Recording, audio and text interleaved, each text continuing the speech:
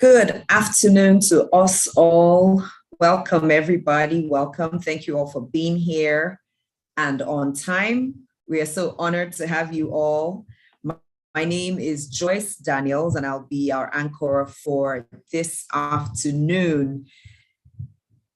Just say something in the chat. Tell us where you are clicking in from. We'll be happy to see, happy to know. You can say your hellos.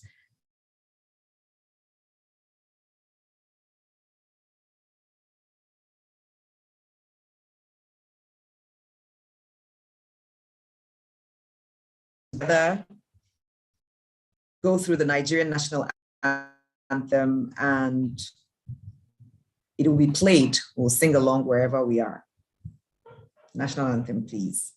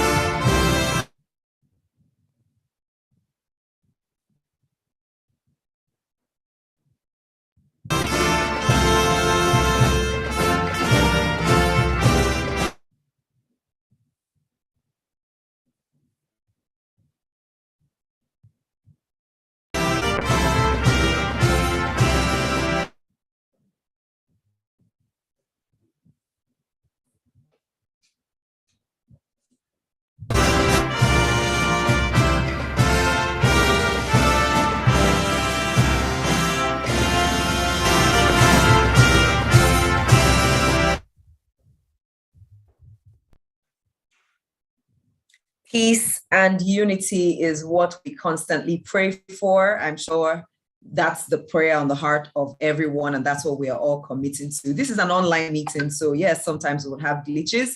If anybody is speaking at any time and logs off or drops off, just hold on. I'm sure they will click and join us right again. So once again, thank you all for joining us. I can see we have people from Lagos, Abuja, Calabar, many more Lagoses. Thank you all for clicking in from Dallas, Texas, and more from Escravos. Fantastic. Thank you all for being here. The Women in Management, Business and Public Service WIMBIZ is a non-profit organization that has over the last 20 years implemented programs that inspire, empower, and advocate for greater representation of women in leadership positions in the public and private sector.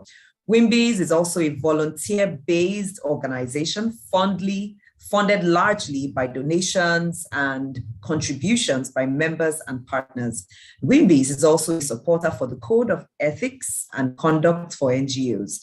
For more information about us, please visit www.wimbiz.org. We'd like to say a very big thank you to our sponsor, African Women's Development Fund, AWDF, for sponsoring the first ever Women in Politics WIMPol mentoring program. Thank you. In the chat, please say thank you to African Women Development Fund. It's AWDF for short. At the end of this session today, we'll share a link for a quick evaluation. So please endeavor to complete the evaluation. We would love to have your feedback. And we also would say, if you haven't joined us yet as a WIMBIZ associate, please do join us today. For more information, send an email to membership@wimbiz.org. And to all those our associates who have renewed their membership for 2022, thank you so much. Those who are yet to renew theirs, we know you're about to do so. So thank you in advance. To deliver the opening remarks to us this wonderful afternoon is a woman who is past chairman, WIMBIZ Women in Politics Mentoring Program, which is WIMPol. She's a two-time board member at the Lagos Health Service Commission, and she is completely dedicated to the promotion of women participation in politics. Please join me as we welcome the Commissioner for Lagos State Health Service Commission, Ms. Kemi Oguyemi. Welcome, ma'am. Thank you for being here with us. We need to unmute you.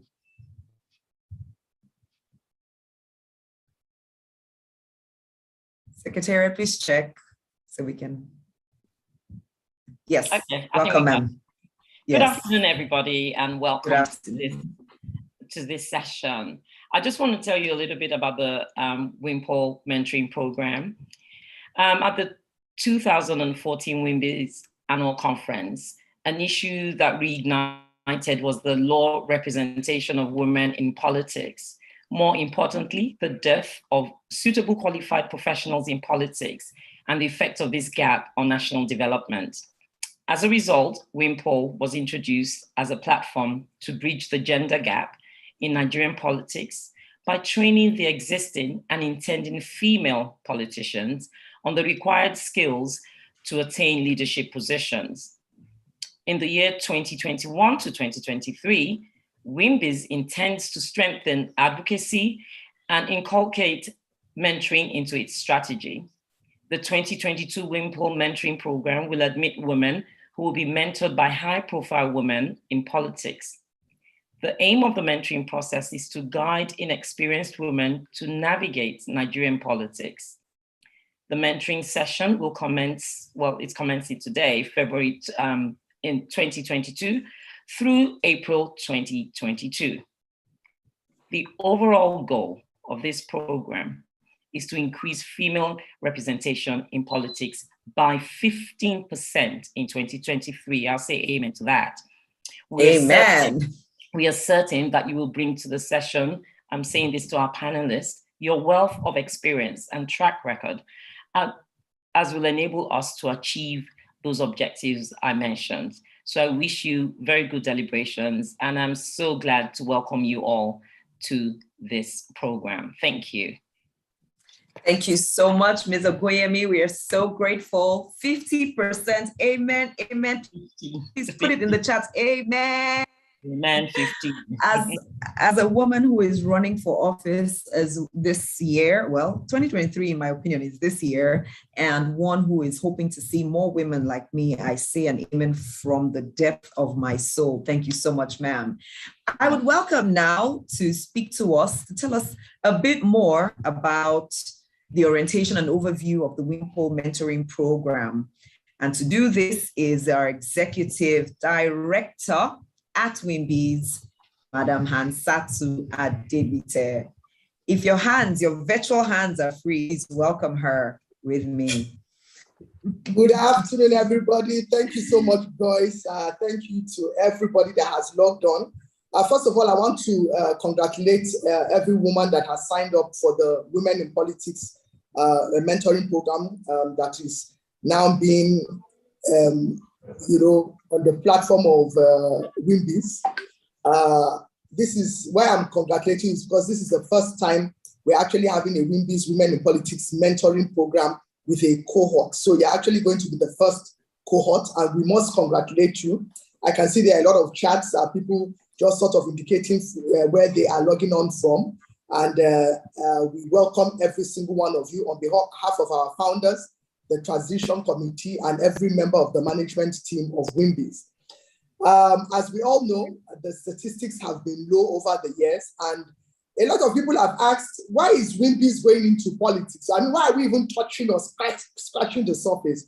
The truth of the matter is that we have looked at it holistically, and we have come to realize that you can't just face a certain aspect of life, just generally. So as women, there are always three strong approaches. So whether you're in business, whether you're in management, whether you're in public service, the policies and the decisions that are taken by political leaders affect all of us in what we do. And so one of the things we also realize is that there has been a lot of success in the area of business, in the area of management, especially the corporate space when it comes to women in leadership. And what we're trying to do is to infuse some of the learnings, professionalism from that sector into the women in politics space as our own contribution to build capacity, but also to begin to help even women that are in business and in management to begin to see areas where they can either run, get involved or support, and just not be on the fence. And we thank the African Women Development Fund definitely for sponsoring this initiative.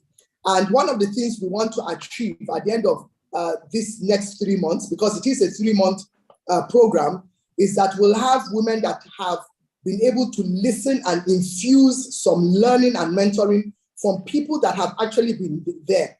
This is not a training program.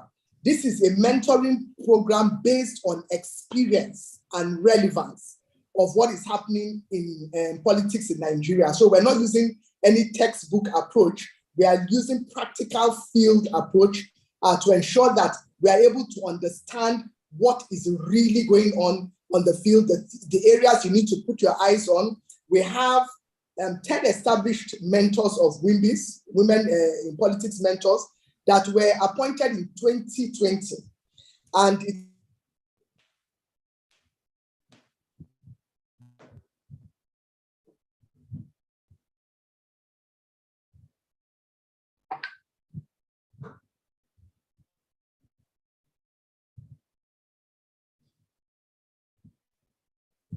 yes, this is to be expected. We'll just hold on for a moment, and I'm sure she'll reconnect. I've seen 1 or 2 people already. Somebody has already put a question in the Q&A box. Please feel free, as your questions come, put them in the Q&A box. Please do not put them in the chat so that they don't get lost. And I would also say perhaps we should wait until our speakers begin so that we would have some discourse before we begin to drop in the questions. Yeah, so yes, she's back. Thank you very much. I mean, Joyce, you said it. We can be thrown out at any time and thrown back in. These are some of the things we want women in politics to solve for us so that we have the proper infrastructure for even technology. So the program is structured in such a way that we have about 8 sessions in total. The first 6 sessions are going to be practical sessions. You'll have 2 mentors per session to just guide you on an area. And what are the kinds of things you will expect? Areas on grassroots mobilization, things around even your brand, around technocrats, because some of you may not necessarily be grassroots politicians, but they are technocrats that can contribute to the political process and even get appointments and be able to contribute to even political parties. And you're going to understand political party structure and how you can leverage yourself. How can you even win the ticket of your political party as a woman?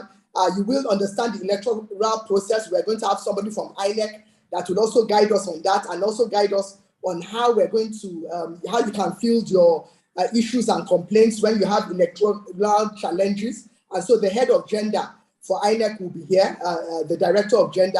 We're going to talk on mobilizing votes. How can you amplify your voice as a woman in politics, your brand, some of the key lessons some of them have learned in their journey of their political journey. We're going to hear from a former deputy governor in that regard. How can you effectively manage all the stakeholders in the political spectrum? What are the opportunities for political party technocrats? You know, what are the rudiments of political policies and strategy? You're going to just learn about effective communication. So you must be able to even amplify your voice once you are a woman in politics. And even before you even become one, you need to master the art of communications. Now, after these 6 sessions, we're going to have a group assignment. And what that means is that from the very beginning, you're all going to be divided into groups. And part of your assessment is that at the end of all your sessions, you're going to have a group assignment. And our group assignment is going to either be a presidential debate or a gubernatorial debate. It depends on what the group chooses. You must have a candidate, you will nominate them, they will have a real debate where we will even have some media people to come and be the moderators and cover your event. So you must make sure that your group is a political party. You will have your political party chairman. You will know the candidate that you want to field. You will work on the campaign. You will form a name of a party for them. And we will have a presidential debate. And guess what? Everybody will be given the opportunity to vote based on your debates. We will have online voting to choose who we feel has won the elections based on that debate. And I will tell you that on your graduation, a week or 2 after, we will announce the winner, and she will give her acceptance speech as the first presidential or gubernatorial candidate of the WIMBIZ mentoring program. And with that, you will collect your certificates and graduate excellently well. And honestly, we're very excited. I'm sure you are looking forward to it. And I will tell you that you must prepare yourselves for that debate, because we are inviting media. So we want it to be the real thing for you.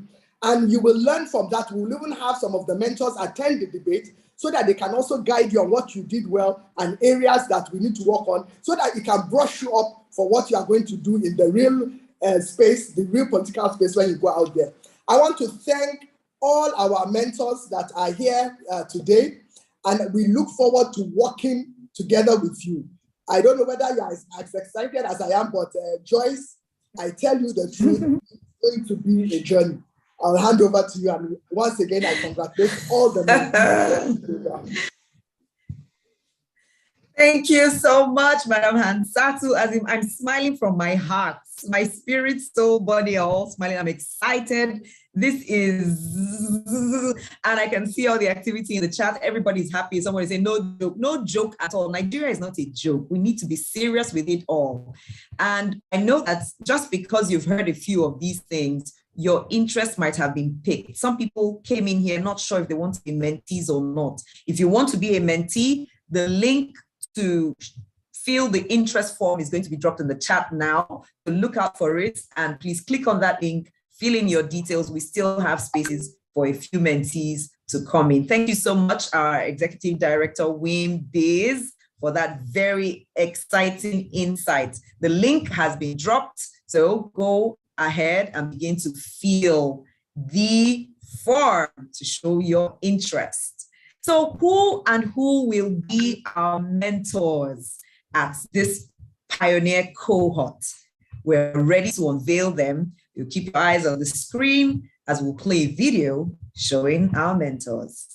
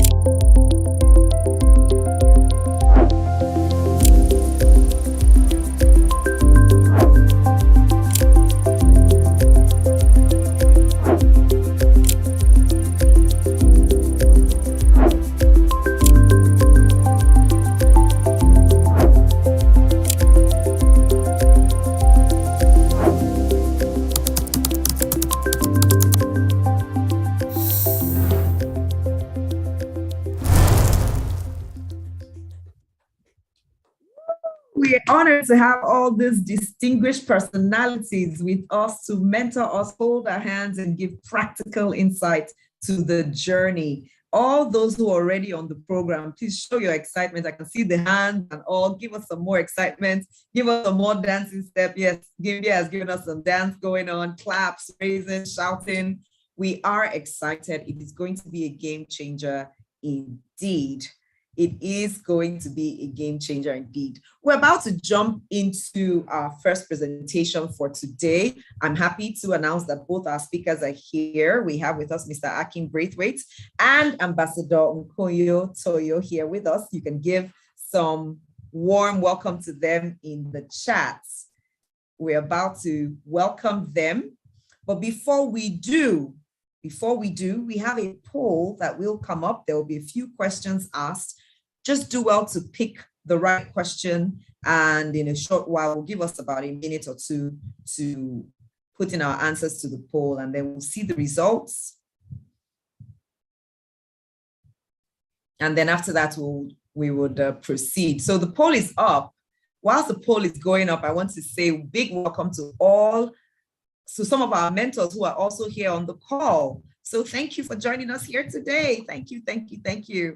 Thank you. We're looking forward to being with you over the next 3 months. We are so excited. I'm going to fill the poll right now myself. So let's all do it together. Please be honest in your choices. Yes, number 3, what discourages you most from voting? Since we've seen that many of us really don't vote. So why? Why? Click it in. Number 4. And if you're done, click submit. And after a while, just give about a moment. I'm sure we're monitoring to see how many people are filling in the poll. We will display the results in about a minute.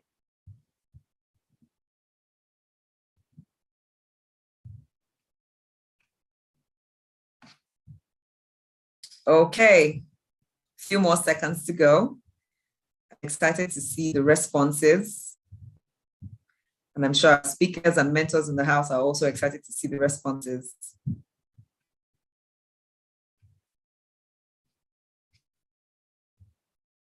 Okay, admin, I'm sure we can display the results now.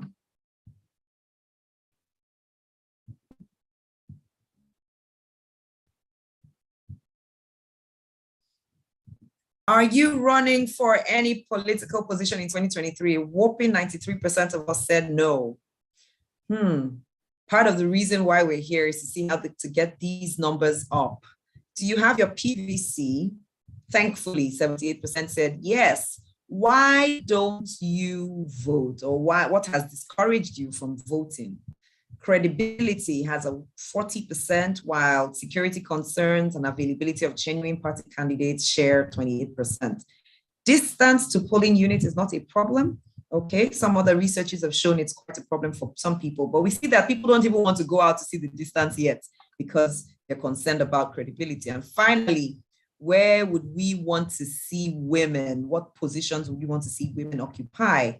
Highest score here is governor. And yes, I do believe, and there was some conversation going on before we came in, we need to see more women governors. It will be such a game changer. The moment we see one woman governor, we will begin to see more effects. And so we believe. So thank you all for the poll. Thank you so much. Our first speaker, who will be speaking to the topic Queen's Gambit, how women can participate effectively in political practice and governance with 2023 in view. He's a leading expert in customer relationship and change management. He's an innovative transformational leader, and he's the Secretary Board of Trustees at the African Democratic Congress, ADC. Welcome with me, Mr. Akin Braithwaite, who will be speaking to us over the next 15 minutes. Everyone in the chat, please say welcome, sir. Glad to have you here with us. After he is done, we would have the Q&A session. So whilst he's speaking, feel free to drop your questions in the Q&A box, please, not in the chats. Mr. Braithwaite, I see you. Welcome, sir. I can't see myself, but if you see me, that's fine. Can you hear me? We can hear you loud and clear, sir, and I'm sure you'll see yourself shortly. Great. Welcome, great. sir. Please, over to you. Thank you very much. Good afternoon, good morning, wherever you're coming in from. I really am delighted to have been invited to your inaugural and your very, very first induction. I do really hope that after this session, we can see that alarming statistic, which I wrote down. I was very, very shocked that 93% of you say you're not running for office. Ooh, that really scares me. And it makes me wonder if I'm in the right forum. But let's hope that by the end of this session, both my presentation and that of my co-presenter, the ambassador, I hope that you will definitely have changed your minds in the right direction.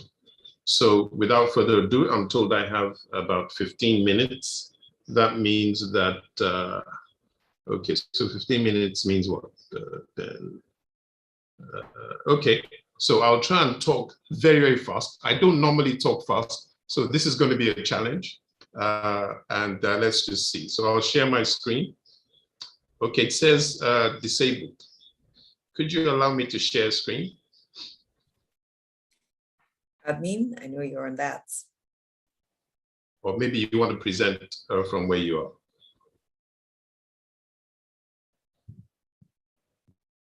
You can share now, please.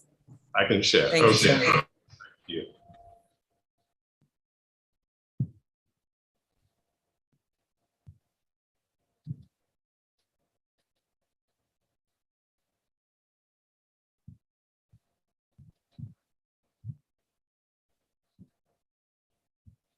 We see your screen now, sir. You can. Lovely.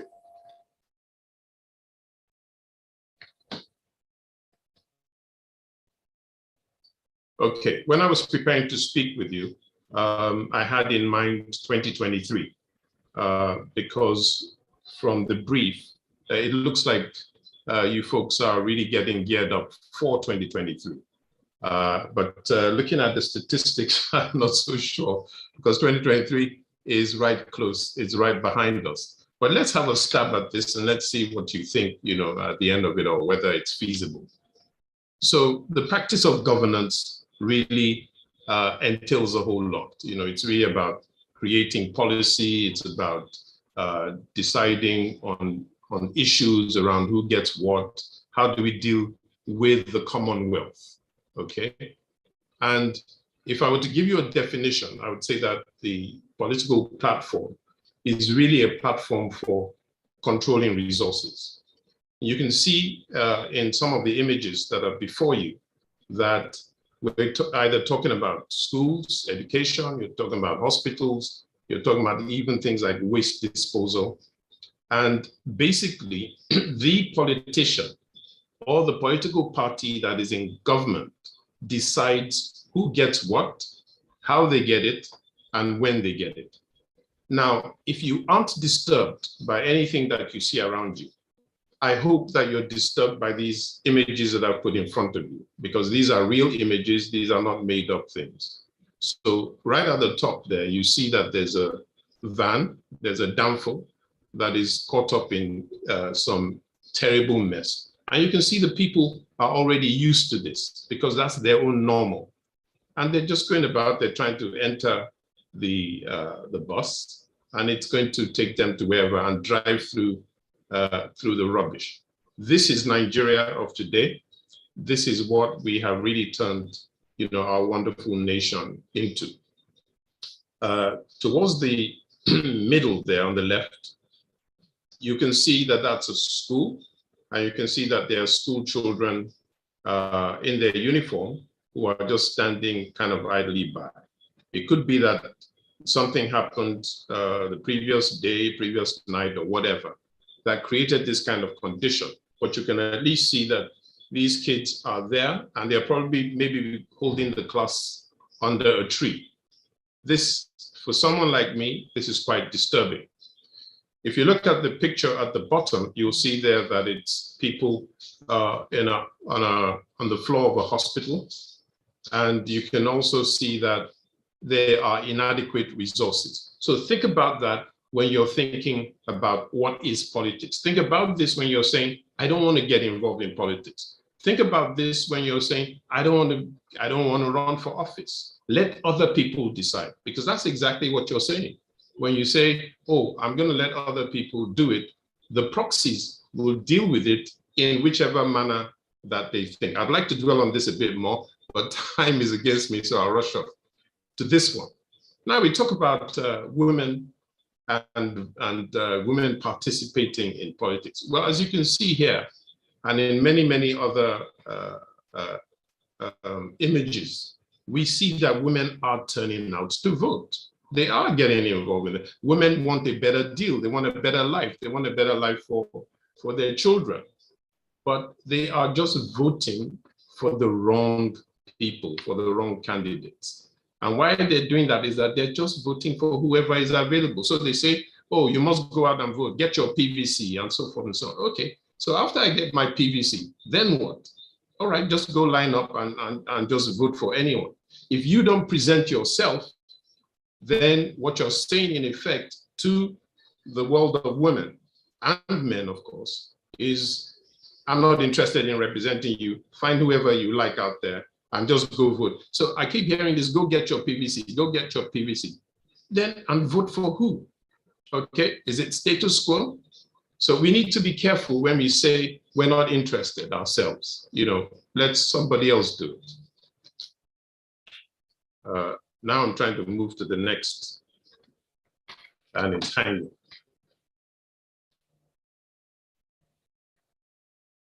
Or am I hanging? Can you still hear me? Okay. Yes, please, we hear you, sir. So today, there are 19 women in the National Assembly out of a total of 469 members. Now, I'm not sure how accurate this figure is, because I picked it off a source, and it might, you know, things change slightly. There might have been some by-election or whatever. But if it's not entirely accurate,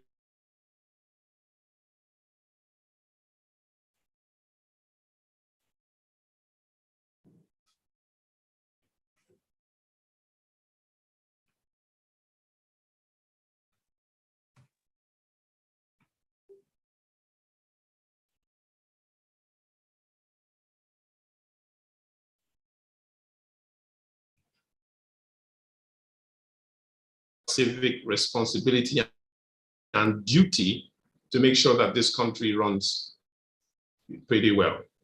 I'm getting a message saying my internet is unstable. I hope you can still hear me. Yes, we can. Okay. So political philosophy has to be the foundation. You have to have a political philosophy. Once you have a philosophy, you will then not be able to sit on the fence, because you'll be driven by your political, the way you see life. Are you a capitalist? Are you a liberal? Are you a socialist? Are you a communist? All of these are very, very important. If you're a capitalist, then you tend to believe that, look, listen, laissez-faire, just listen, leave it to the big boys, leave it to the big companies. They'll take care of everything. They'll be responsible. Okay, so that's the capitalist ideology. You know, don't tax us. You know, in fact, if you could give us 1% taxation, don't worry about it. We'll take care of everybody else. But you and I know that that entirely doesn't happen all over the world where we see capitalism in full flight. Now, I have a political philosophy, which I call societism. And the first time I mentioned this, somebody asked me, is it even in the dictionary? Well, I'm glad to say that it is, but there are very, very few places where you will find it. But it's defined as a socio-economic philosophy that promotes the well-being of different societal groups. You see, society is not just one big blob. Society is made of, even women are not one big sort of category of women.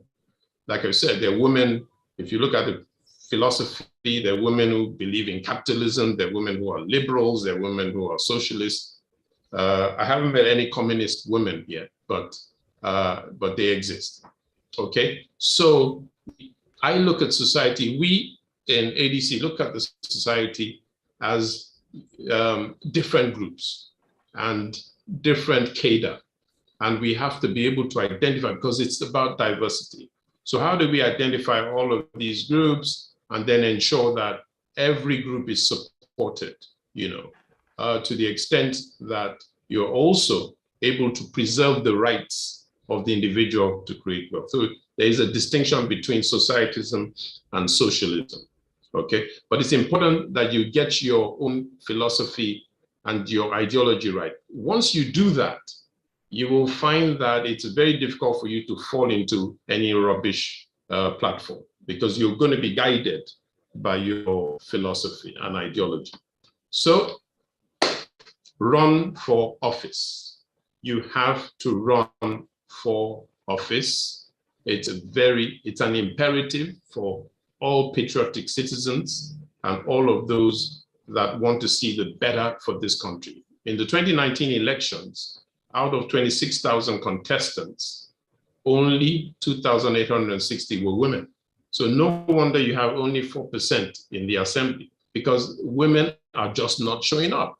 Now, but I understand that the population of women to men in this country is about, 55% women.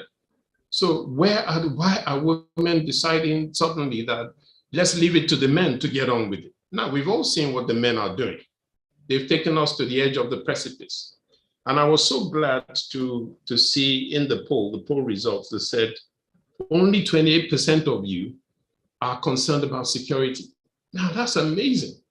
I thought it would have been the other way. I thought it would have been like 80% of you are concerned about security. So that tells me something, that women are very brave, very courageous. The Abba riots, are there for us all to remember, to call to memory. Mrs. Olufunlayo Ransom Kuti, very, very, so there have been some seriously brave women. So women are definitely a brave species. So how do we run for office? Well, first you've got to become a partisan, okay? Now, people say, oh, I don't want to be partisan, I don't want to, but as I mentioned earlier, in order for you to get into governance and whatever, you have to do it on a party platform. You can't be independent. At least it's not yet in our constitution. So you must be partisan. And partisan doesn't mean that, it's now suddenly something evil. Oh, once you belong to a party, that means that you can't sort of see any good in what anybody else does. No, but you have a philosophy and you're riding with that philosophy with the platform that best matches how you see life and what you want to see about life. And in this particular case, I joined this party because I really liked the philosophy that was being propounded. I liked the fact that they were apportioning 35% to women and 35% to youth. And that really resonated extremely well with me. Then once you become a partisan, you then have to become an aspirant. Okay, you have to aspire for office. You can say, yeah, I'm interested in this office or that office. And then you move on from there, you then go into a contest with other people who are also aspiring for that. And then you emerge as a candidate, okay? Then you're the flag bearer through the party's primaries. From that point onward, once the INEC flags the race off, then you go into contention in the general elections, and then you go compete against another partisan, a partisan from another party. And then once you emerge victorious, then you go serve the people, okay? That's the whole objective. Chess, I don't know how many of, maybe they should have put that as a polling question as well. I don't know how many of you play chess or are familiar with chess, but I can tell you from an inside view that politics is a game of chess, okay? It's just a game of chess. You got the pieces, and then you have the objective, which I'll share with you later, and you put the pieces in play, okay? But you've got to know the rules of engagement. Otherwise, you'll be beaten silly, okay? So in this particular game and race, you've got to know your constitution, both the constitution of the government, the Nigerian constitution, you've got to know the constitution of your partisan, of your party. Then you've got to know all the roles and tiers of government and what those roles do, really down to local government level. A lot of people aren't interested in local government. Moderator, I see that my time is running out fast, so just give me like an extra 5 minutes because yeah, I'll just try and round up. So, so you've got you know the rules, know what the civic duties, right, whatever are. You've got to know the election laws, okay? And then you've got to know the critical dates for participation. Now, the brief said 2023, okay? If any of you wants to run in 2023, then please note down that INEC expects your name to have been forwarded by your party by round about June or thereabouts, okay, after the primaries are over and all. So you have, so even though it is 2023, there's a lot of tidying up and administrative work that the INEC has to do. So names have to be in. Okay, so don't think you've got all the time in the world. So if you now work backwards from there, that tells you that it's got a game on now. You should be learning, and you're very, very fortunate that you're coming into this thing with mentoring and all this. I wish I had mentors when I was diving into this. I dove in October last year. You know, because I really, in fact, it was since October 2020, after all the NSARS, whatever, and I said, look, I can't sit down as a WhatsApp critic.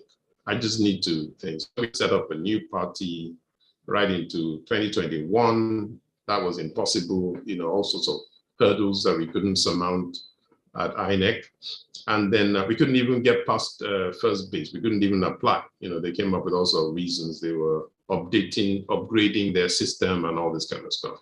So eventually we said, look, let's find a party that has the kind of values that we tend to, that are aligned with what we want to do.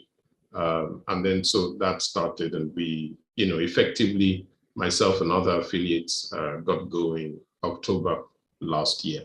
So bear in mind, the race is on. You've got to get engaged right now. So have your team in place with each member playing a critical role. And the team should largely be your friends and family, okay? With friends and family rooting for you, boy, oh boy, you're in a good place, okay? And they can really make things happen. Now, everyone must understand the end game. Aim is checkmate, okay? This isn't the position where, oh, you know, like they say, everybody wins. No, everybody doesn't win. The idea is that you have to win. Okay, so whatever you're aspiring to, you gotta have your game, the tactics and all that stuff, and you've got to beat the opponent. And it's no hard feelings. You can beat somebody and shake hands with them and eat jollof rice, you know, further down. If you watch football, you see all those guys playing on the field, beating themselves silly. Some of them even give each other a sliding tackle. And then at the end of the game, one side wins, but they still hug one another. So that's generally what we expect the political game to be like. And it's you women in Nigeria that can really show the men that that's what it's about. It's not about violence and all that. So can a woman make impact in a field dominated by men? I don't know if you watched this movie, Queen's Gambit. Really, really nice, wonderful movie. And it's taken actually from a real life story, you know, a young girl in America. I think she's like 14 years old. And she was just beating, you know, people silly. So it's very, very possible. Yes, it is. Now, the Queen's Gambit is a move that you do in chess. I don't know if you play chess. So at the risk of being contradicted, without fear of contradiction, the Queen's Gambit, you place a move. And that move ends up in potentially you sacrificing that piece. So it's generally the Queen's pawn. And the idea of sacrificing that piece is so that you draw the enemy or the opposition. Sorry, I don't want to use the word enemy, opposition. Can you scratch that off the recording? So you draw the opposition, and then the opposition, begins to lose pieces, and you are then on the offensive, okay? And in this game, you must now get into the offensive. And I think that the Queen's Gambit for you ladies could be pushing somebody out there to go for presidency, okay? And everybody's now trying to sort of like,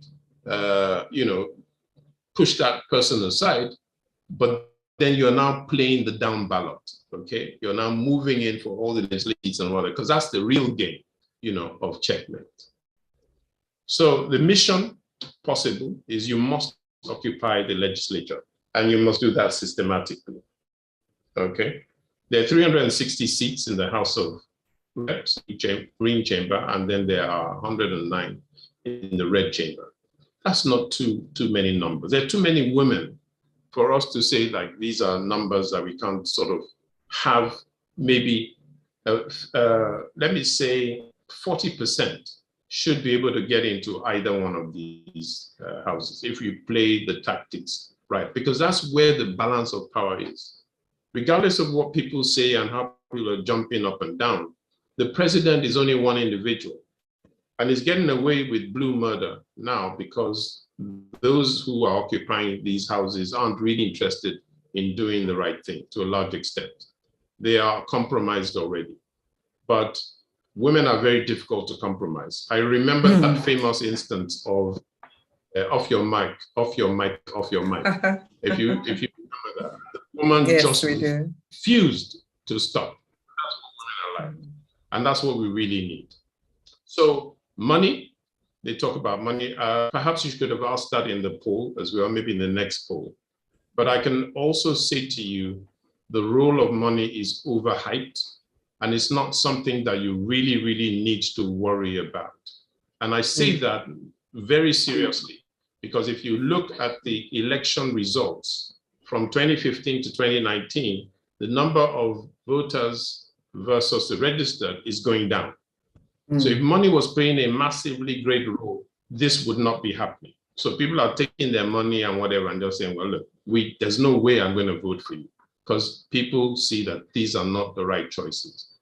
If you look at the senatorial election in Lagos East, you will see that just under 9% of registered voters voted. So there's a massive opportunity for you out there to be able to jump in there and really get out the vote, as that lady did in Georgia, in the United States.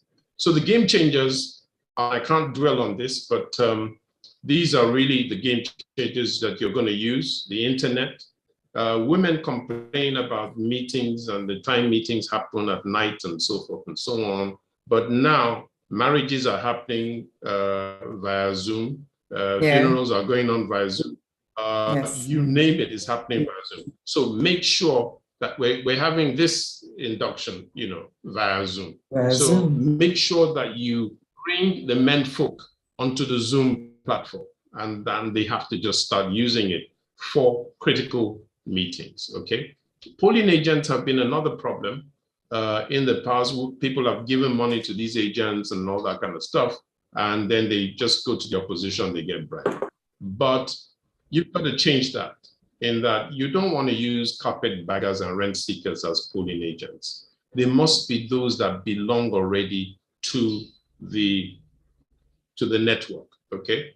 A professor can be a polling unit agent, a doctor can be a polling unit agent, your friends, family, these are the polling unit agents, not people that you've never known from Adam, and we don't really have any skin in the game, okay? And then citizen reporters. Everybody must have their phones and videos and all this kind of stuff when it gets time to the polling. And finally, you've got to be able to do your segmentation, right? No, you're not going after everybody in your constituency. So do the analytics and get at your own, who are your target audience. Okay. And finally, don't go alone. All right, we need to have lots of you going together. And if at first you don't succeed, as the maxim says, just keep on trying. Women don't like failing, and they think that, oh, because, you know, one has failed, you know, then that's it, one has been rejected. No, you got to get back in. Okay, you don't stop playing chess because you lost it. Queen's Gambit. Thank you very much. Thank you so much, Mr. Braithwaite. Thank you. I was just looking at all those points. I was like, yes, yes, yes. For some of us who've been in the trenches for a few months already, preparing to run for office next year, everything you said has just resonated. So please put in the chats. Thank you. Click on everyone so everybody can see your comments. Make sure you are chatting to hosts and panelists, or everyone, depending on which of them you see. Thank you, sir. Thank you. And we have questions coming into the question and answer box. So Mr. Braithwaite, please brace up. Some questions are coming your way right now. Thank you, thank you, thank you again. Question number one, I will just read through some of them. We may not have you respond to them. They will be taken care of in the next conversation. And some of them we might put the responses in the chat. Ibukun says, I live in a community where people don't like doing the right things and mock those who choose to. We have tried to engage, but we keep being inhibited. Is it only through politics that change can be effected, especially when the people align with the norm? Please allow me to take about 2-3 questions at once, and then we can take your response together. Lydian is asking about where and how to get PVCs in Lagos. Well, sir, if you'd like to take that on, yes. If not, we'll put some responses in the chats. Anonymous says the issues of women married to a man from another state. How does this work when the woman wants to contest for a position in her state? Does she contest in her state or that of her husband? Please tell us how it works, even for political appointments. And finally, for this first set, the political space is so hostile to women aspirants. How can we support women to participate in politics considering the financial muscles the men are pulling? Mr. Braithwaite, let's take these 3 first, please. Thank you. Could you give me that last one again? How do we deal with the financial muscles which men pull, seeing that the political space is quite hostile? That's from Austin Moby. Okay, great. Let me take that one first, actually. Okay. I love this thing about money and all that. First of all, let me tell you that money is facing corruption right now. And I'll give you an illustration. So the big kahuna, right, the Don, the mafia says, look, here's 100 million, go and spread it around so that people can vote for us. So he gives it to the henchman.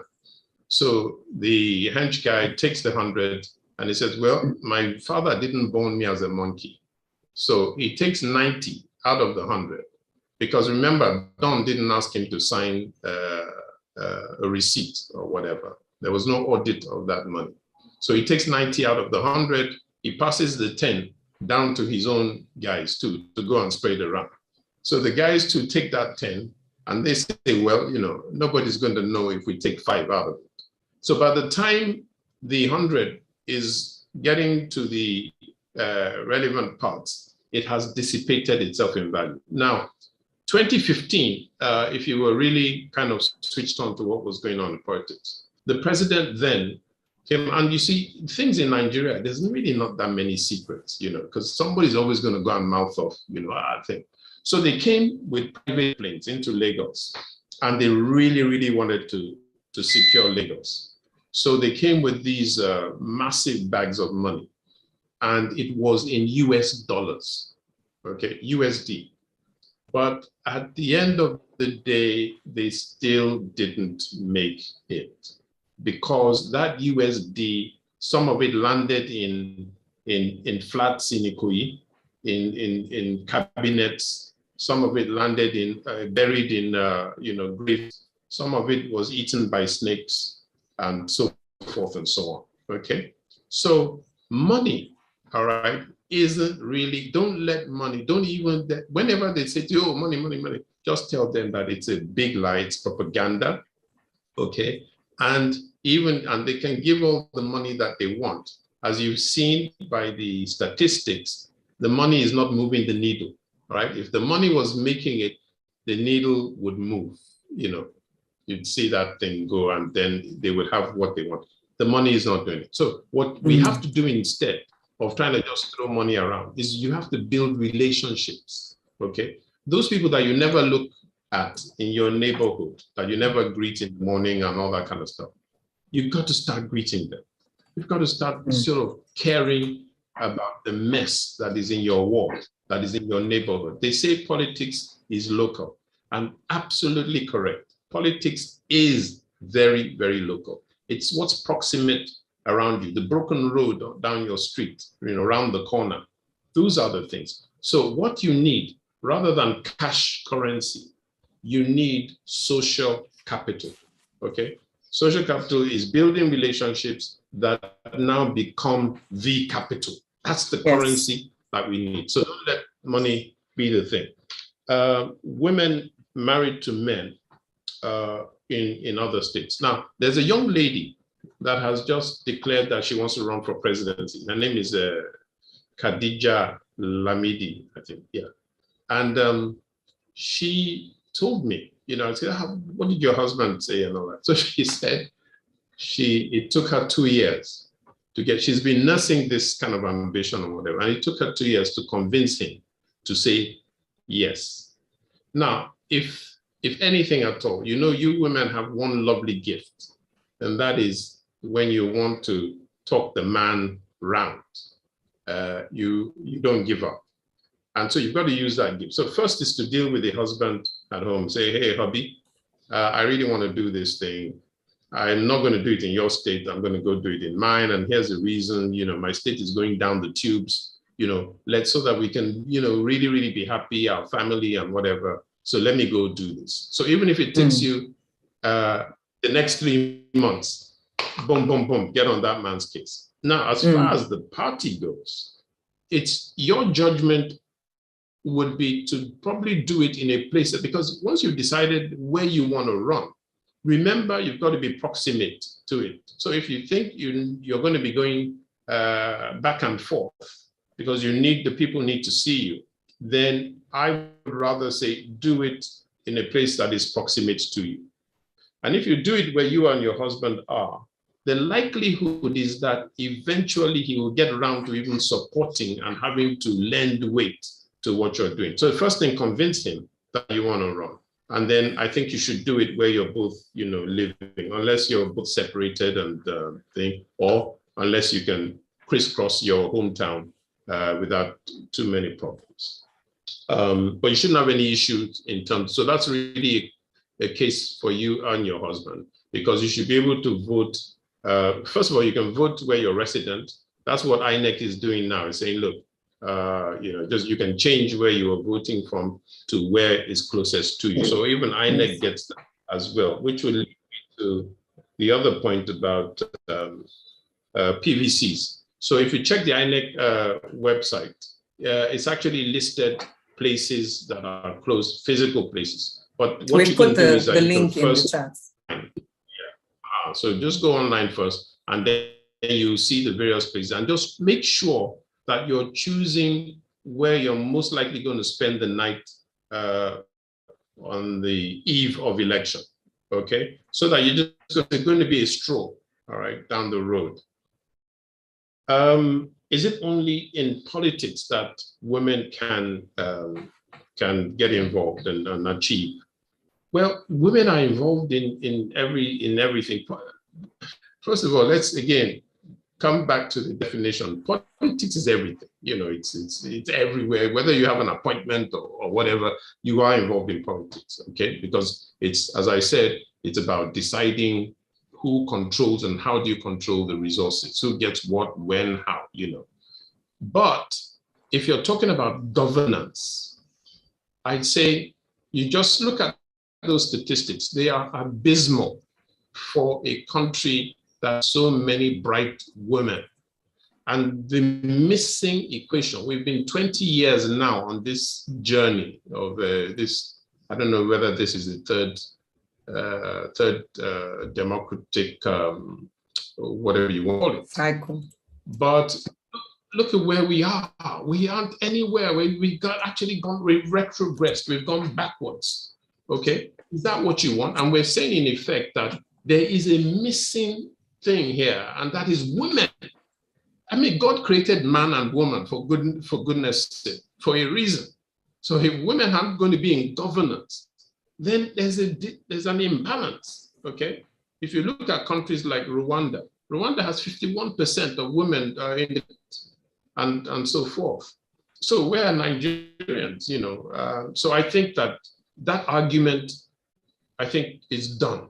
Women must, should, have to get into governance, all right, to be able to have a situation that this country can get out of the woods. If you go to church, I don't know about the mosque, but if you go to church, most of the Sunday school teachers are women, okay? Why? Because they're the ones who can, you know, kind of, there's the emotional intelligence, there's all of those things that we are currently missing in Nigeria today. So I think I've answered those four.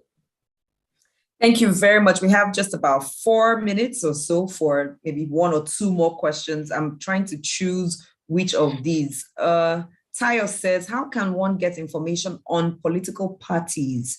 Ordinarily, this should be at the local government, but in Lagos, all you can get information on is APC. I'm not sure how confirmed this is. Does that mean that there is only one party people can join? And I'll just throw in a second one from Munira says, how do we change an ideology? Culture plays a huge role in our politics, and how can we make this better? These 2 for now, sir. Okay. So we have just about 4 minutes. Okay. So the first one, the information about political parties, yeah. So that links to something which is dogging all of us, and that is local governance. Okay. The local government has been, you know, really, really strangulated by one dominant player. And that's why you won't see things, you know, by anything else. But thankfully, you have the internet. So if you go to the internet and just say political parties in Nigeria, it will come up. You have 18 political parties, and it will take you, INEC has very nicely on their website, you will see all the political parties. And then you read up on them, and then you can Google Wikipedia and all that. And if you're interested in the ADC, just get in touch with me, and we'll be able to put you through.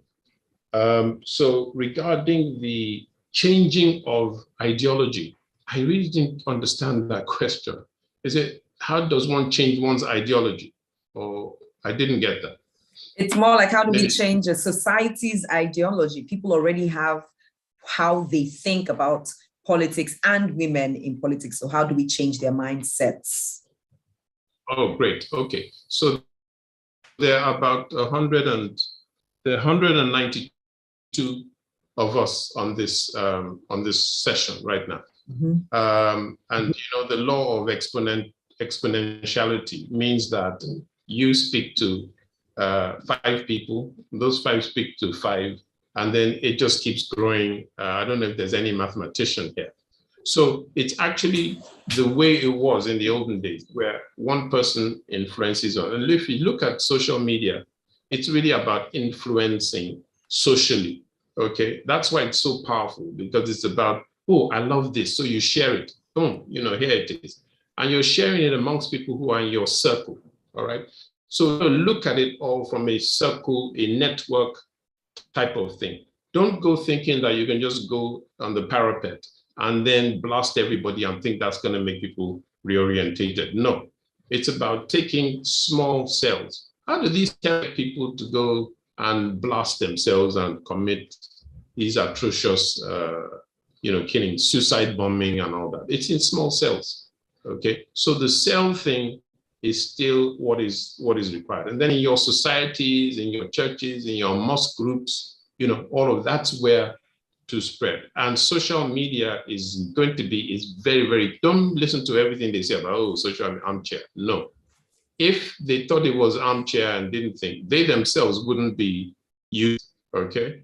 So use it effectively. And, you know, in the space of a year, right now, leading up to, I think we will be able to reorientate people, particularly you women. Please, this is an appeal.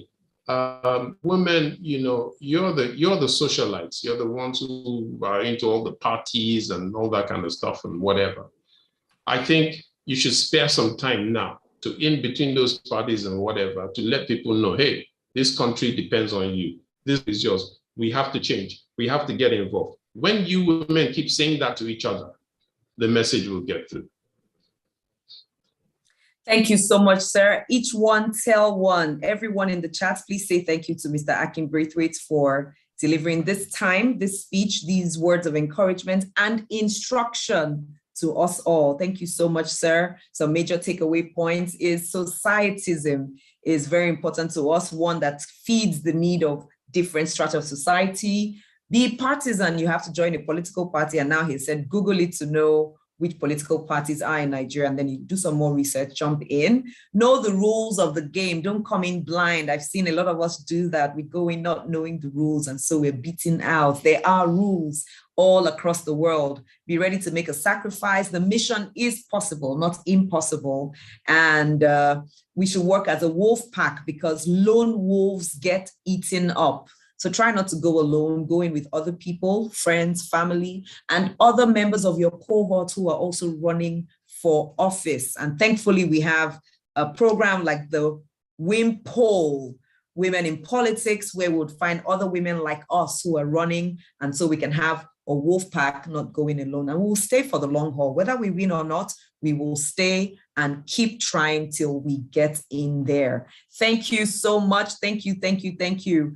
Our next speaker is someone who has gone into the trenches herself and has come out successful. She has the battle stars. She knows where the bodies are buried. She will tell us how to secure the political party ticket. That is the topic that she's dealing with. How to secure that ticket. After you have your social capital and all, how do you get your ticket? She's a lawyer and social advocate for over 30 years. She herself was an honorable member representing Calabar and Udukbani Federal Constituency at the Federal House of Representatives. She has served Nigeria as ambassador to Ethiopia and Djibouti. She's the founder of Gender and Development Action, GADA, which is a leading NGO on issues of equitable rights between men and women. It is our honor and privilege to have with us Ambassador Nkoyo Toyo. Welcome, ma'am, and thank you for being here, everyone. You can say welcome to our ambassador, blazing the trail for many of us to follow. Welcome, ma'am. Admin, please be sure she can unmute. Thank you. So thank you very much, Joyce, for having me. And thank you to Kemi and Hansatu for inviting me to be part of this inaugural induction.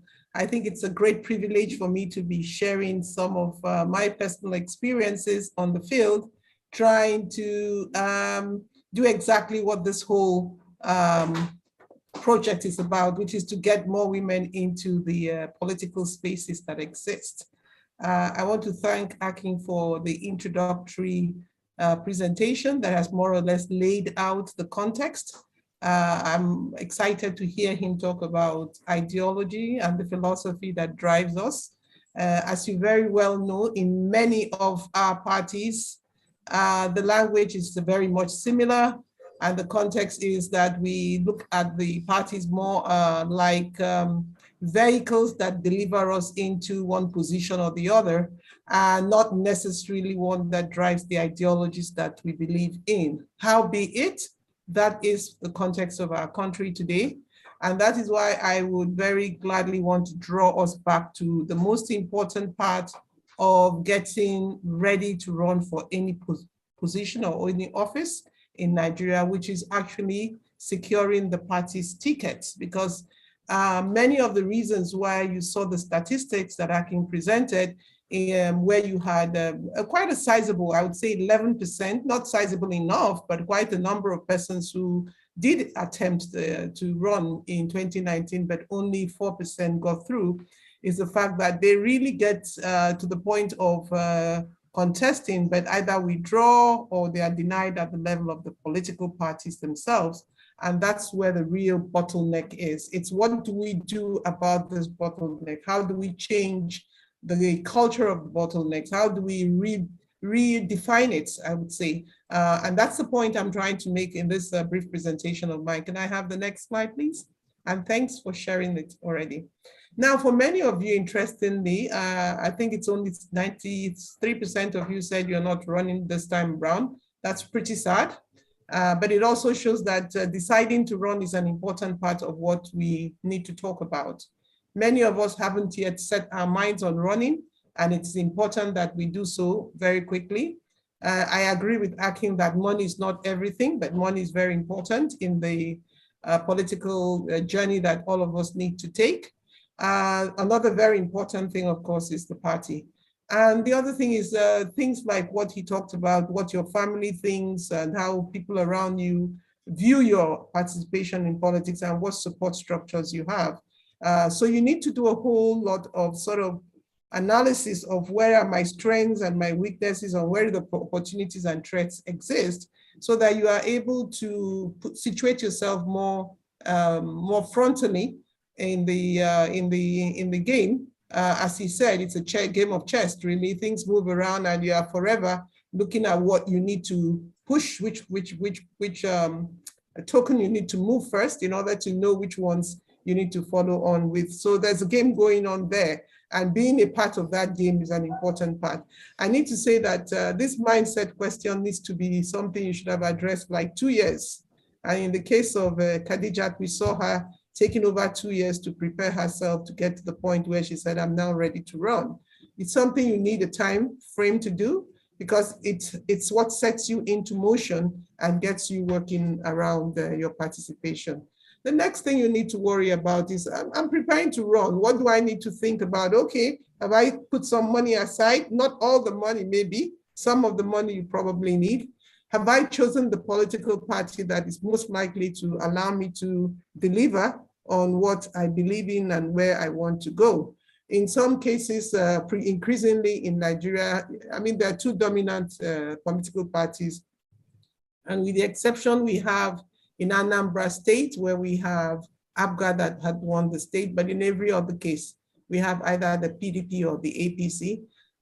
The question is, are you going to go with one of those dominant political parties, or are you going to try a smaller party, which is more likely to give you their ticket, but are they likely to win the elections and the general elections itself? So this again requires you to make some sort of analysis. You need to analyze. You need to keep on analyzing your situation.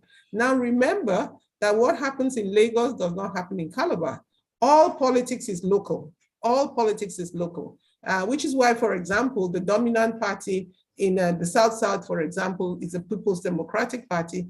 And in the Southwest, to some extent, it is the APC. So it shows you that the context is very different for each election that you're going to go into, and you must understand that local context before you jump into running. So your preparation does not just stop at having money, at dealing with your mindset and knowing your political party. It also goes a step further to say, now that I know the money I have, now that I know and I've dealt with my mindset, now that I know which party I'm going to run on, what are my strengths, weaknesses, and what are the opportunities and threats? So that's something you must constantly do.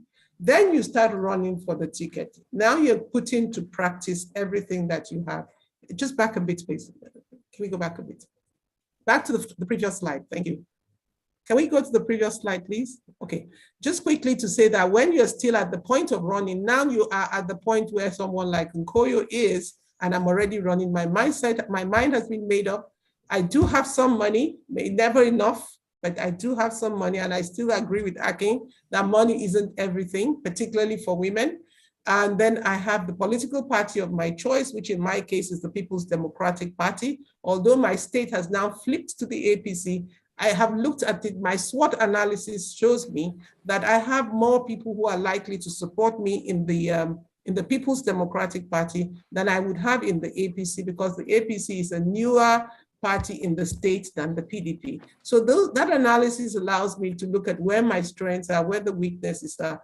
I mean, the main weakness is that I'm going to be facing a candidate from the opposition party, that is also the ruling party. So that's a threat, that's a problem. But at the same time, I have a strong base because this state has been for the last 18 years until this last year has been the stronghold of the People's Democratic Party. So the turnover will probably take a while to register. So it's better I stay with the party that has been around longest. And that's my argument, and that came from doing the analysis itself. I guess I need to now start setting the framework for what I want to do, and that's what I call campaign. Then it's something called a campaign organization. What day are you visiting? Which consultants in the field? Who are the stakeholders? All of that. It looks a little bit complicated when you start, but trust me, there's so many people that will put you through all of this if you have the right, what do you call them? They are not gatekeepers, but persons who are ready to sort of chaperone you around and show you where you need to get around. I like the point that Akin makes about the use of technology, particularly for us as women. What technology does is that it allows you to express yourself and for more people to begin to know you, not because you're a woman, but because of the intellect, the capabilities, and the kinds of qualities that you come into the place with. So you are already putting yourself out there. And the interesting thing I must tell you from my personal experiences, when you take guys to the social media space and start engaging them in the conversation, they quickly say to you, nobody wins an election in social media. That's a quick thing. But actually, what it means to me is that you're making a valid point, and that retreat by that person is to get away from being exposed in terms of his capabilities or in terms of his competencies and so on. So it's a very powerful space if it is well cultivated and you are able to communicate effectively what you're trying to say in that space, then obviously you are beginning to make the points that needs to be made. So this is like getting you ready. For those of you in the 93% that have not thought about this, please do not get overwhelmed by thinking it's a lot of stuff. You are still within your boundaries to begin to think very seriously about what you can do in 2022 to 2023. If I were some of you, I would probably start with a smaller party just to have this experience and then navigate later on to more bigger parties as the time allows me to do. Next slide, please. So how do I start? You ask yourself, should I run? Do I have the networks within that constituency? Because you have to run for a constituency. You don't run for yourself, you run for a constituency. Are you running on the House of Representatives? Are you running to the Senate? Are you running for governor? Where exactly are you beginning to do that? So you need to get your mind straight. So you want to run in Etiosa, for example. You don't even live in Etiosa. That's pretty stupid, isn't it? Or maybe I shouldn't use the word stupid. It doesn't really add up because you don't have your networks, that the people who know you don't live in that neighborhood. They don't know your track record. So you need to ask yourself. It goes back to the point that the question that was raised, should you run in your husband's constituency or in your own constituency of birth or where you reside and all of that? These are questions. I mean, a lot of the people who won in the FCT are not indigenous to the FCT. They are people from other parts of Nigeria. These are questions. If you have done a lot of politicking, a lot of social work in a particular community in the FCT, then you make up your mind on where you have your networks and where you want to run. Will I have the parties buy in? That's another question. It's one thing to say, oh, I think APC is the right party. But you may get to APC like it is in Lagos. There's a group called the Lagos for Lagos. I think they thought they could get it through the APC at the point. And they went and discovered that even with all the community advocacy they had done, it was not easy for them to get the buy-in of that party, and they had to relocate to another party. Who are my supporters? Again, this goes to the point about where you want to be. If your supporters are with a certain party, of course, it naturally means that you have to go with that party. Funding your campaign. Who is going to help you? Do you have your money of your own? Are family members coming behind? How do you deal with all of it? What's the track record of service? What have you done to associate you with the constituency you want to run with? Maybe you are one of those persons. I think there was a point made earlier on, I think by Joyce or by somebody, that said, look, supposing I'm very worried about a condition in a particular location, and I take the trouble every Saturday, every Sunday to get the community around it to do something about that problem. Already I have created some sort of a linkage with that community. Please, politics is not something you just come from absolutely nowhere and jump at it without having some connections that bring you into that space and make you one that people begin to say, yes, this is one of our own. We know what this person represents and we're ready to work around that person. That's where the strength of running with your campaign. That's why for many of us who do civil society work or who had started with the civil society sector, we had already been known to have done some empowerment for young people, for women, for persons with disability, for cases of violence against women and so on. So already people could resonate. There was some sort of engagement already that brought us into that political space and made us relevant to it. So that's something you need to work on. Your track record is important. Thank you for talking about track record. And that track record, even if it is external to the location, you must find a way to bring it into the location so that you have some sort of sellability, something that makes you sellable. Now, here are some of the things to guide you in thinking about what your SWOT analysis answers should be. Your mindset, do you have the structures? Now, this language of structures, I think goes back to the chess game. Which ones are you pushing in and which ones are you pushing out? What structures? There are structures inside the party. Femi did not talk a lot about it. Even him sitting down there, he controls a lot of those structures. How do we get a Femi to make those structures accessible to us? That if you do have a Femi with you and he is ready to do it, then you already have a good reason to go to the ADC because the ADC is already accessible to you, for example. But if you see that the other parties have absolutely no interest in you, and then you say you're going to force yourself on the structures of that party, you'll probably make the kind of mistakes I made a couple of years, 2 decades ago. I came in 2022, straight from Abuja, civil society activist recruited by the women's movement. Nkoyo, stop talking about women's participation in politics, go and do it yourself. And I came. And what they told me in the PDP, because that was the dominant party in the state, was that, oh, madam, you thought we were preparing this party and preparing it and keeping it and managing it and making everything for you to come from anywhere you like and come and take over the party. Sorry, that is not how this thing works. There are owners of this party, and those owners manage the structures of the party. That is where the whole masculinity question begins to have its focus, but we will come to that conversation later. You have to have some connection. Fortunately for me, as a civil society person, I've been doing some work in the constituency, not a lot, but some people knew me in the constituency, so I wasn't a totally unknown person. Sometimes it could be your family, it may not even be you. You may have a family member that's very well known in the community and you ride on the back of that family member. Acquaintance with the political party and it's working. It's one thing to be accessible, for the structures to be accessible. It's one thing for you to even know. To be honest with you, I found out that many women who come in don't even know it's the foggiest thing. They spend the first 2-3 months, they waste all their money first. I mean, there's a guy who came in about 6 months ago. This is a guy, not even he started by buying cows for traditional rulers. I mean, what do traditional rulers have to do with the political party?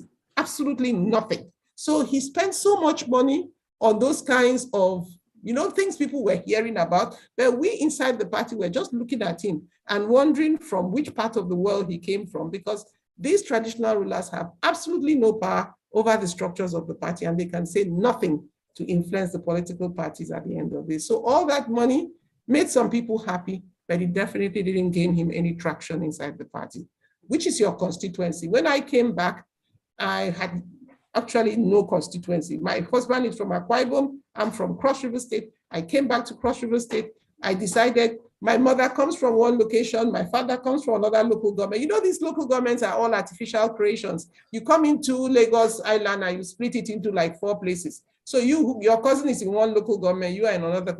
So I chose the one which was the closest and to my location of birth.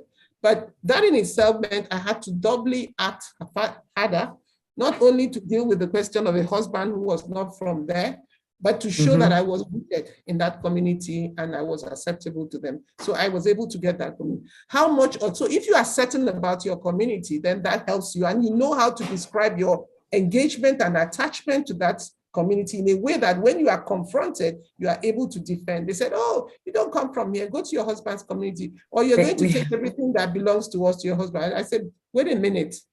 When did that start happening? And, you know, so you must also have the language of being able to rebuff, because these are all languages that are thrown at you to heckle you and get you out of the space, you know. And if you allow that to happen, you obviously will get out of the space and nothing will come from it. So we have 1 minute, ma'am. Oh, goodness me, I have to move then. So how much of the campaign fund before you? I should say, if you have like a budget of 3 million, you should be able to look at about 1.5 and where you can get it to go around. Next slide, please. So start from where? You have to understand the structures, know who the delegates are, know who the gatekeepers are, and what they all represent. You have to have people who know well enough to make your case. You know people who can make your case for you inside the party, and you can cultivate them to support you. Sometimes the people who speak for you in a party do much more good for you than even yourself, because you are not there most of the time when these things are being talked about. And particularly as a woman, you are maybe selective about the meetings you attend. You don't go to the open bars in the evening and sit outside and have a drink or something. So they are the ones who really sell you in the public eye. Overcome the fear of money. The money angle is important, but overcome. One of the ways to overcome that is to prepare early. If you're going to run in 4 years' time, keep some money aside, put some money aside, and begin to talk to people about your interest and how you can get your money. There are many ways of getting and raising funds for politics, but one thing nobody does in politics is to fund your entire political journey. They want to see that you are serious and you have started investing in what you believe in, and you stand a chance of winning before they will be willing to come in and support you in whatever you're. Please do not ignore the women's base. That's one of the greatest problems women have. They now have bought into this ideology that women are their worst, their own enemies. Very wrong. Women are the most consistent voters. They're the most consistent voters, and you need to cultivate them. The quicker you cultivate them and they believe in you, they are the most reliable and the most consistent constituencies that you can use to win your election. And I think that that is one error many women have fallen into, and they need to be corrected on this. Most few women become delegates. The reason why this is a very different and difficult space for women is that even though those women support you, very few of them emerge as the delegates of the party. The socialization they go through has told them 8 out of 10 women say, look, it doesn't matter. We don't think it matters if a woman leads or not. They prefer men to lead. 9 out of 10 say it's the role place of a woman. This is a study that was carried out by the UNDP. It's called the Social Index something, which shows that this is the dominant thinking change perceptions around whether women can lead or not is an important one, because the society, I mean, for me in Cross River State, I'm running for the governorship of the state. One of our big leaders has already said to me, oh, the state doesn't want, it's not ready for a woman. I mean, that's the kind of language you throw at the state, and some other people, without interrogating it, pick it up and make it the dominant argument and make your elections and your process extremely difficult to take through. So you have to be conscious of what is going on around. The expectations from women and men are very different, and we must be willing to talk about it. We must remember that structurally, the party is organized in a way that it looks like a male platform or a male organization. Everything is done in a very male-centric manner. It involves men who are violent or very noisy or capable of rattling into space or getting up and showing anger and everything. You know, some sort of masculinity is thrown at it. And women who get up to compete like that are made to think that they are an aberration, and therefore politics is not for women. I would suggest to us that the more of us who come in, and I hope that by the end of this exercise, we'll do another survey and find out whether we have had more people change their minds, is that the more of us who get involved, the more we change the culture of the way politics is run. Next slide, please. So why are the parties ticket the only way? I think Akin has explained it. You can only get through it. The political party constitution in section 221 says that you can only go via a political party. The Electoral Act also says that when you get through to the party, you need to go through something they call a primaries to get the ticket of the party. Why do you think that there's so much apathy? People are not interested in voting. The PVC, there's a coup against the PVC already, because when you bring an uninspiring candidate to run, people are disinterested entirely. So even though 1 million, 10 million, 20 million people have the PVC, they will not come out because it's so, the people are completely not interested in what's happening there. So there's so much apathy. And as you saw from the statistics that Akin presented, the numbers are going down. In Anambra, just about 10% of the voters' population voted for Soludo to become governor. So mostly, women are not also in the executive of the party, so they can't stamp their feet down. We fought in the PDP to try and get a deputy chairwoman, or chairman as they call her, from the North, Ina Chiroma, to be taken in on board. We fought with everything in our house, we just couldn't get it through. So we have only 2 women, the deputy, the woman leader and her deputy.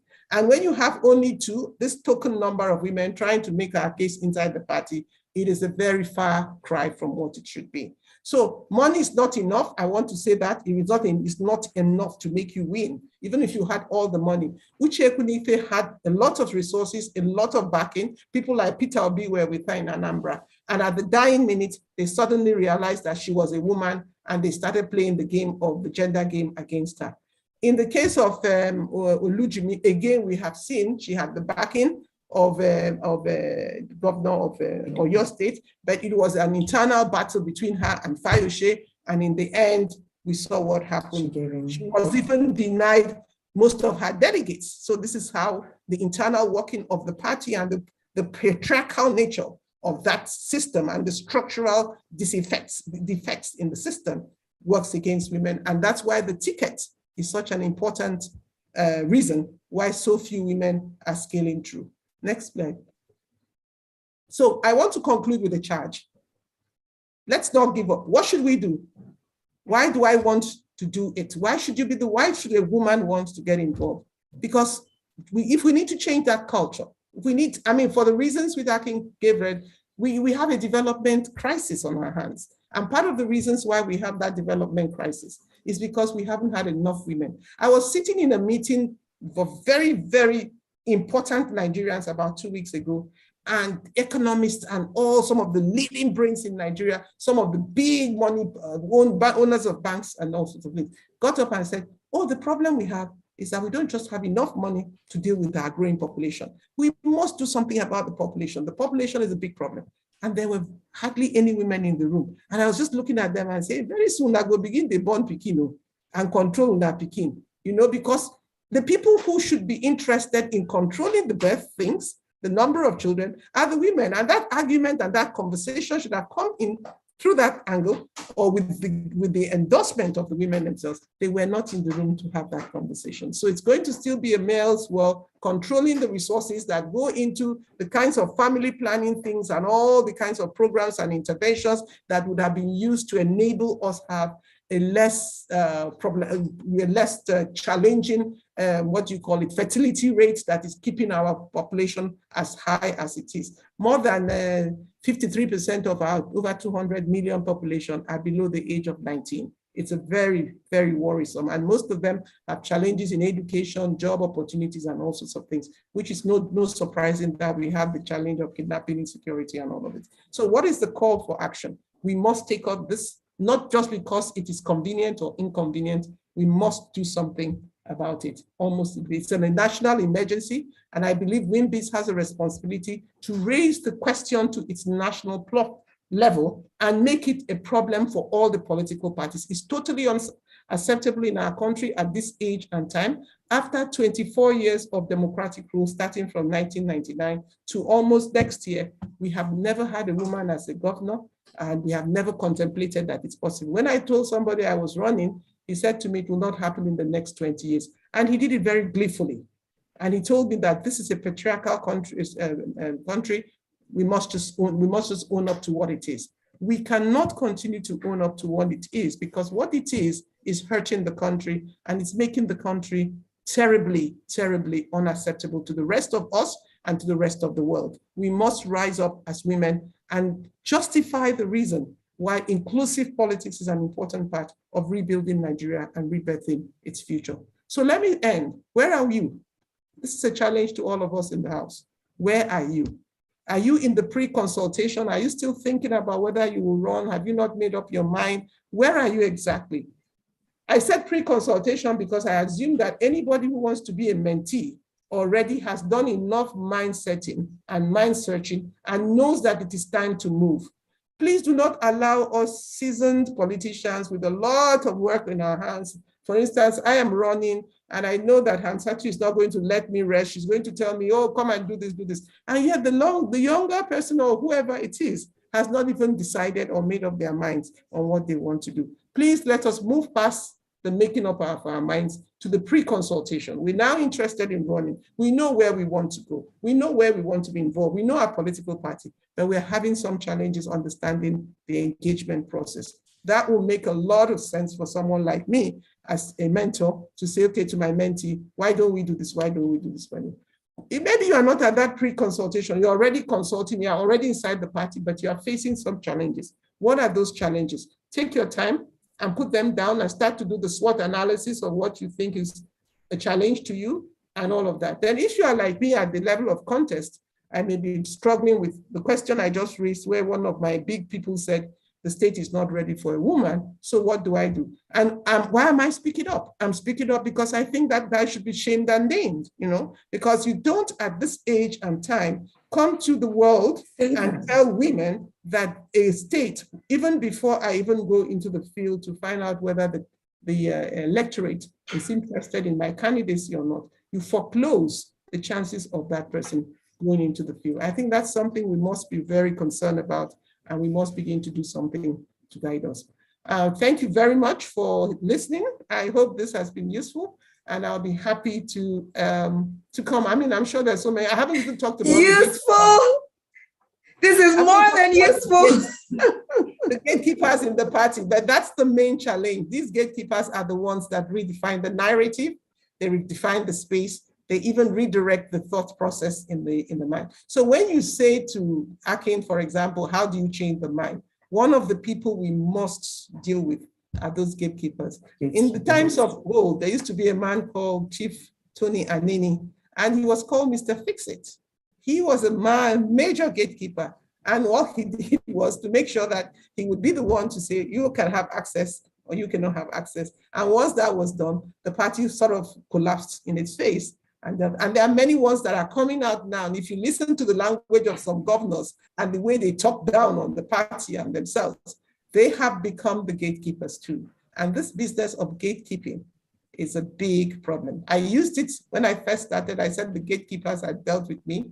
I wrote an article on the back page of This Day. I cannot find that article anymore.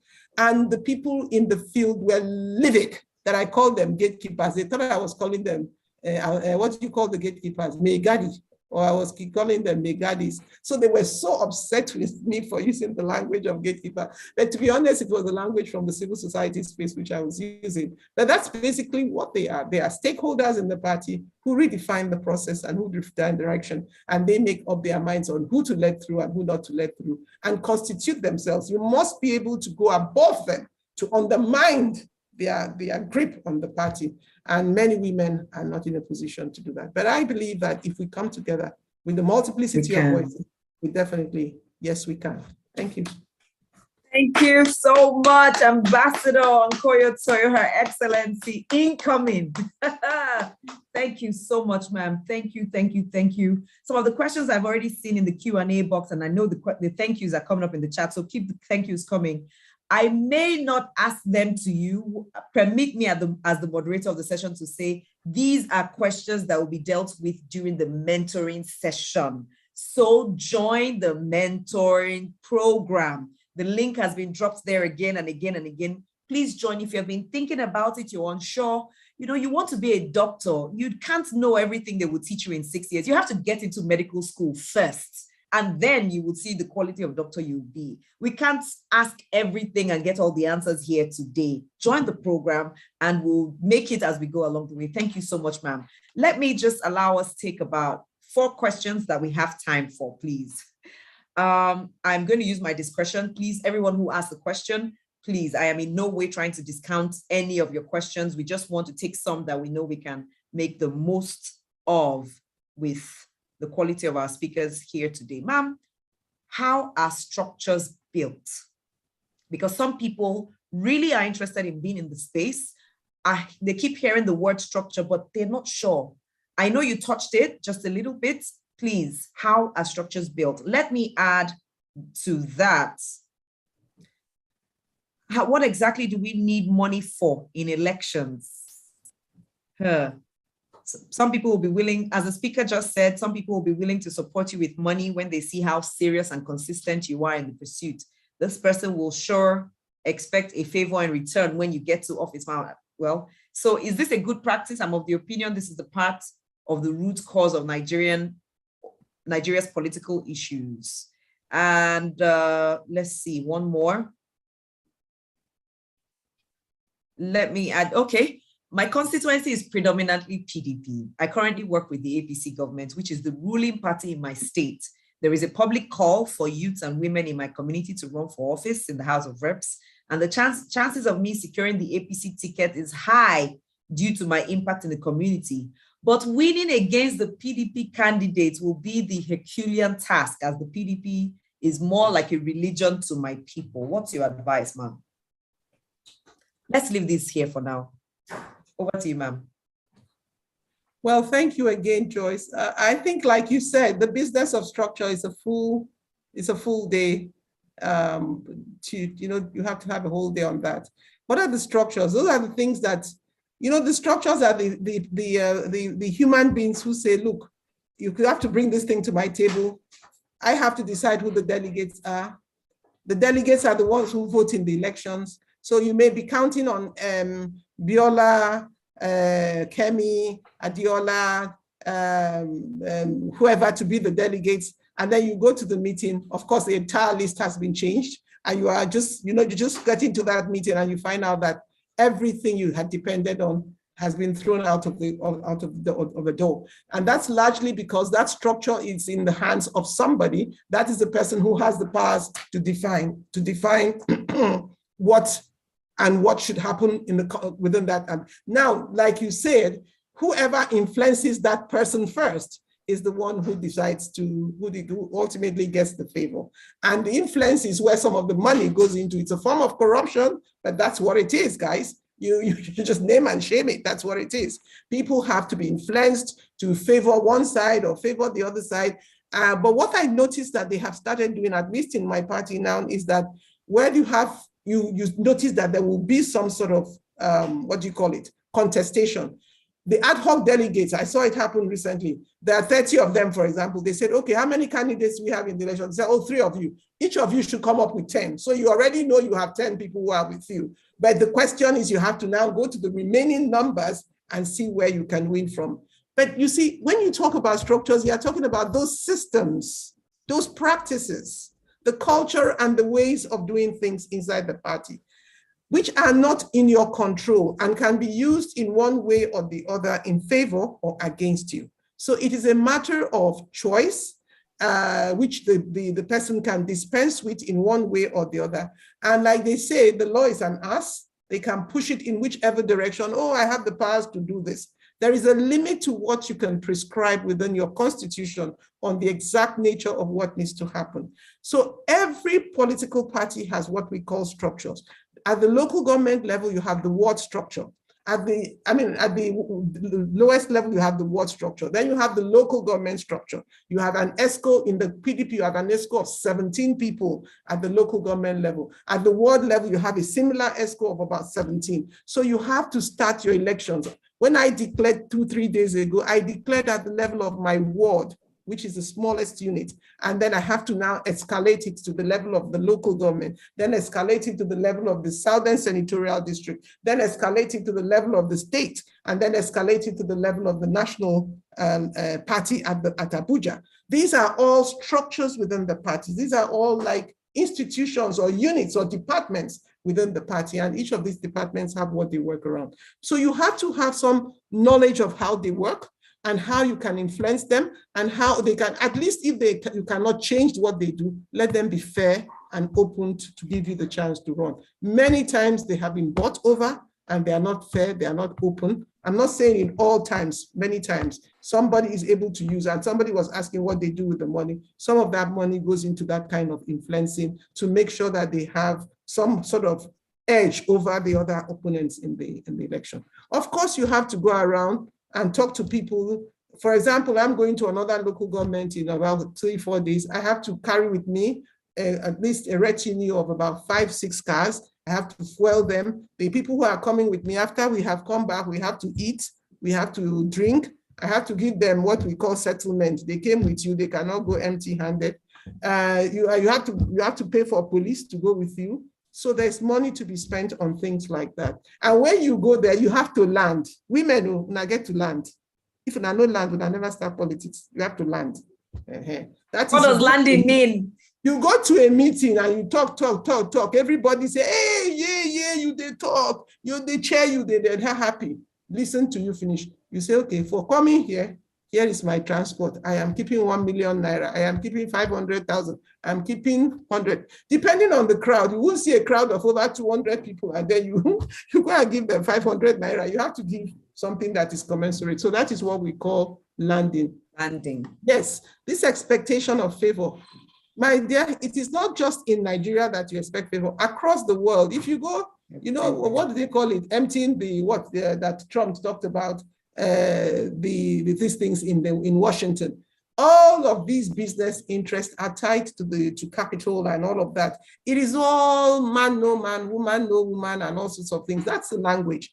But you see, back to what Akin said, if you came with a certain value system into your politics, a consciousness that this is what I represent and this is what I'm taking into politics, you would still defer. Look, with corruption, Nigeria can still grow.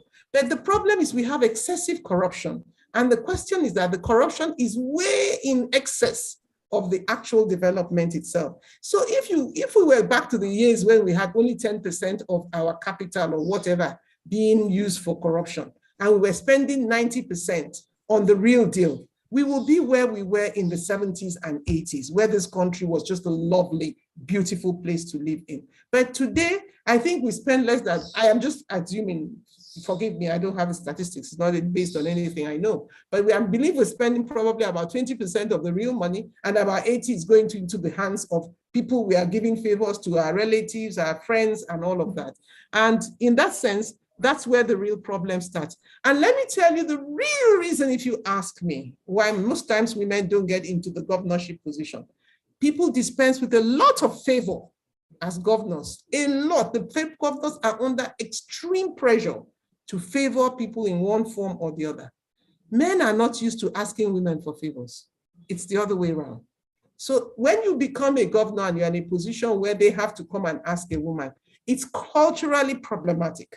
And so when they say to you, for example, that position is, the state is not ready for it, it's got a lot of other undertones, which you may not be seeing on the surface, but that happens to be what it is. So I would say that that's where it is. Then a PDP high chances, that's why you must do your SWOT analysis. You must do your SWOT analysis.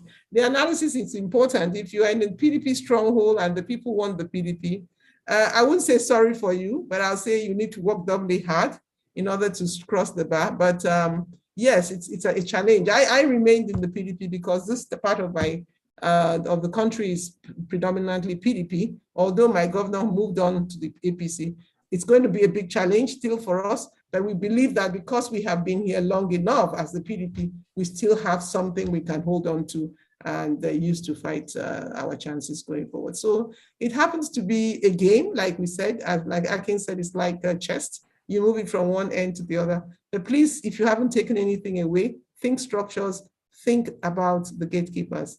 They are some of the most incredibly difficult people to deal with in trying to get the ticket. And now bear in mind, I am not talking about the general elections where you now use your PVC. You have to be the candidate of the party.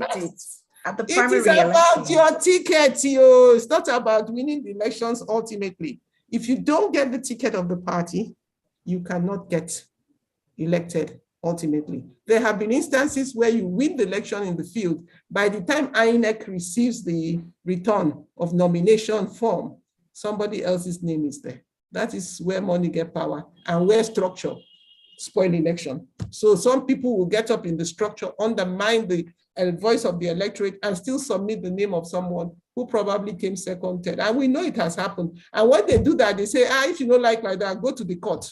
That's another thing we have to learn in the course of this mentoring. What the role of the judiciary is a big thing. And I'm not talking about that today. I'm talking about just the political parties and how we get our tickets to run the election. So good luck to the person who is working against the PDP. So I look forward to what's trashing you, trashing whoever that person is. It's a game at the end of the day. Don't get too serious about it. It's a game. The reason I covered my eyes is I'm PDP as well, and I was like, well, good luck trashing you, but I was like, oh, it's a game. It is what it is, and we should still be able to be friends. Absolutely. Thank you so much, Your Excellency. We're so grateful. This is loaded with practical material that some of us in here really have not heard before. And there is no wonder why, because this is not mainstream education. It's not mainstream conversation. We talk about certain things on the surface, but details like this are usually missing from conversations. It's only at places like this where you really can. So everyone put in the chat, thank you so much to Ambassador Nkoyo Toyo.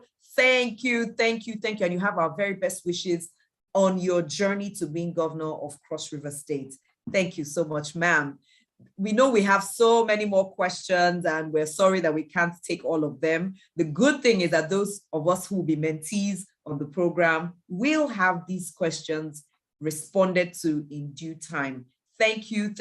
We ask everyone to please click on the link in the chat that is being put up again and again for the feedback. We would really love to hear your thoughts. So please take a moment.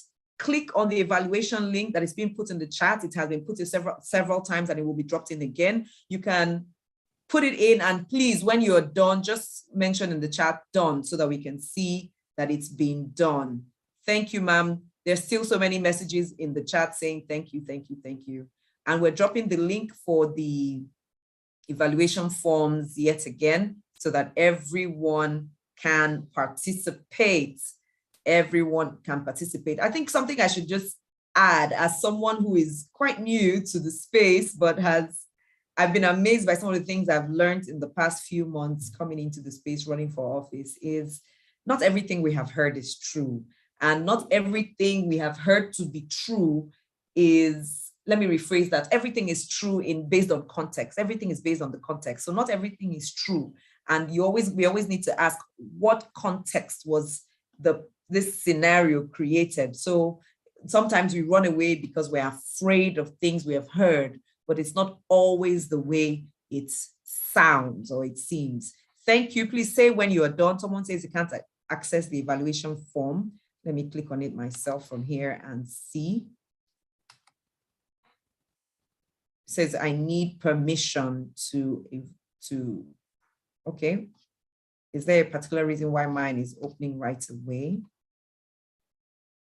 Please just try again. Sometimes it's just the network, really. It's really just the network. Thank you. So we don't have pilots who just like to be pilots. We have pilots who've gone through pilots training, the instructions, the rigors, the in, the out. It might seem easy to fly a plane, but there's so many working parts. If you've ever been into a cockpit, you see all those gadget gizmos, all the different tools, buttons up and down. You need time to understand. Politics is no different. They're just different tools and gadgets to be understood. But guess what? If you give it time and attention, you will understand it. So we would like to take that poll again toward the end to see if some minds have changed from 97% or 93% who said they were not interested in running. Let's see if some minds have been changed. But before we do that, and if we even have the permission to do that, it will be my privilege. Just give me a moment. I'm trying to see the poll here. It will be my privilege to welcome for the closing remarks and announcement our advocacy manager at WIMBIZ. Please receive Adiola Adetola. Thank you, Adiola, for joining us or hosting us. We're glad. Thank you very much. And thank you to everyone for completing the evaluation form. A link to the interest form has also been dropped in the chat box. If you'd like to proceed with the WIMPol mentoring program, please fill the interest forms. And once again, we would like to appreciate our sponsor, African Women Development Fund, for sponsoring the first ever Women in Politics mentoring program. We kindly invite our dear participants who are not WIMBIZ associates to please join us today. We appreciate all our associates that have renewed their membership and encourage those that are yet to renew theirs to please do so. For more inquiries or anything, please contact via email membership@wimbiz.org. And for the upcoming WIMBIZ programs, they are as follows. WIMPol Mentoring Session 2 will be on Tuesday, February 22nd, 2022. And if you'd like to volunteer as a mentor for the WIMBIZ mentoring program, please click the link in the chat box now. The WIMBIZ mentoring induction will be on Saturday, March 5th, 2022. And kindly visit the WIMBIZ website to register for all our upcoming programs. We hope that you enjoyed the session. We look forward to having you join us at the next mentoring session. And please remember to fill the interest box in the chat, the interest form in the chat box, as this is very necessary for joining the WIMPol mentoring program. Lastly, thank you to all our speakers. Thank you to our anchor and to all the participants who have joined us today, and have a good evening. Thank you. Till we see you again, have a wonderful evening. Bye for now. Bye, everyone. Bye, And Mr. Braithwaite. Go win. Yes, we will. Bye, Ambassador Toyo. Thank you.